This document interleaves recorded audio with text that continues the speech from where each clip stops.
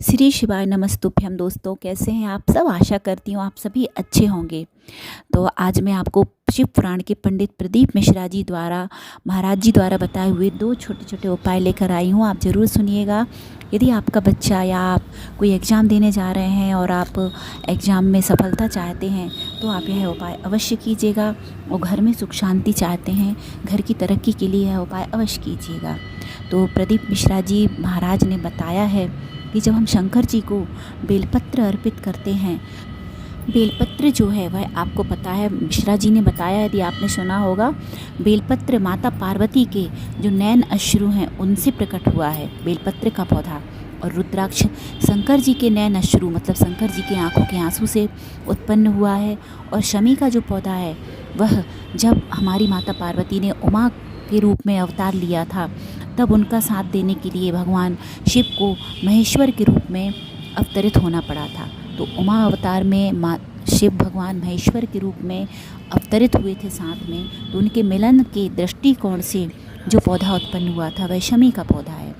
तो शमी का पौधा हमेशा जब भी हम शिवलिंग पर चढ़ाते हैं तो शमी की जो डंडी होती है, हम किसी भी दिशा में बैठकर शिवलिंग पर शमी चढ़ाएं, शमी की डंडी हमेशा हमारी ओर होगी, अपनी ओर करके ऐसा चढ़ाएंगे हम शमी पत्र कि उसकी डंडी हमारी तरफ हो।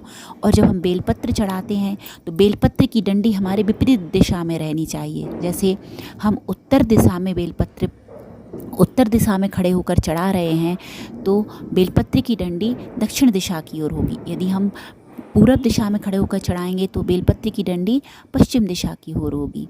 ऐसे हमारे विपरीत दिशा में बेलपत्र की डंडी होना चाहिए और शमी की डंडी हमारी ओर होना चाहिए।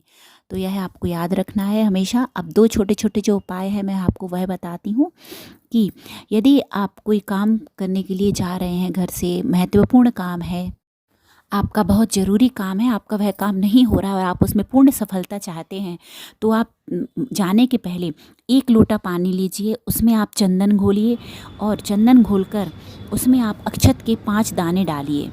चंदन घोलकर अक्षत के 5 दाने डालिए, पीपल के 2 पत्ते डालिए और उसको जाकर शमी के पेड़ पर समर्पित कर दीजिए और अपनी कामना बोल दीजिए। और जिस कार्य के लिए आप जा रहे हैं वह कार्य आपका पूर्ण होगा, आपको पूर्ण सफलता प्राप्त होगी। ये पहला उपाय हो गया।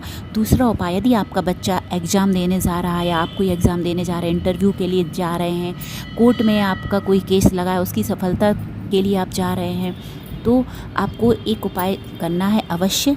आपको वट वृक्ष यानी बरगद के पेड़ के नीचे जाना है, वहाँ आपको शिवलिंग का निर्माण करना है, उसकी विधिवत पूजा करके आपको दही चढ़ाना है, चंदन रोली अक्षत जो भी चढ़ाते हैं पुष्प चढ़ाकर फिर दही चढ़ाइए और थोड़ा सा दही आप चम्मच से निकाल लीजिए, थोड़ा सा, फिर उसकी एक रूमाल पर या किसी कपड़े पर बिंदी लगा लीजिए या स्वस्तिक बना लीजिए उस दही से, या उसको लगा लीजिए। और कहने का तात्पर्य यह है कि वह दही लगा हुआ कपड़ा आपको अपने पास रख लेना है, रूमाल में ही लगा कर लीजिएगा, वह रूमाल अपने पास रख लीजिएगा। और फिर आप जब इंटरव्यू देने जाएं या किसी भी काम के लिए जाएं या आपका बच्चा इंटरव्यू देने जाए, परीक्षा देने के लिए जाए, तो उसको वह रूमाल दे दीजिएगा, वह अपने पास रखेगा। आपको हर कार्य में सफलता मिलेगी। आपकी बुद्धि भगवान ऐसी करेंगे कि आपको उस कार्य में सफलता मिले।